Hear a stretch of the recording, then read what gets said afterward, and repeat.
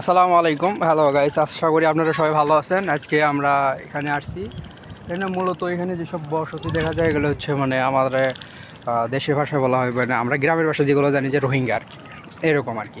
মানে জানি না এরা রয়েছে এখানে। তো আমি এর আগে একবার আসছিলাম। আমি জানি যে এরা এখানে অনেক দিন ধরে বসতবাড়ি করছে এবং অনেক দিন ধরে আসছে। আসসালামু আলাইকুম, ভালো আছেন? তাহলে কী নিয়ে আসলেন? এটা আপনার এই এই আমরা ভাত খাই না, হ্যাঁ ধান হ্যাঁ, রোপণ ধান করছি, ধান। ধান ধান এটা কি ধান বলেন আপনারা? আমরা চাষ করি ভাই। আমার এই 10 বিঘা জমি, এই সবগুলো এই যে এইগুলো আমার দেশেতে যে এগুলো যে পরিষ্কার করে, আপনারা এগুলো পরিষ্কার করেন না?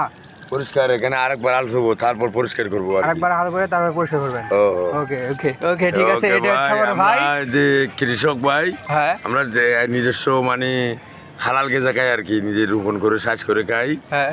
I am Chhatra Dal big boss and your friend and ex-mon brother. Hi, how are you?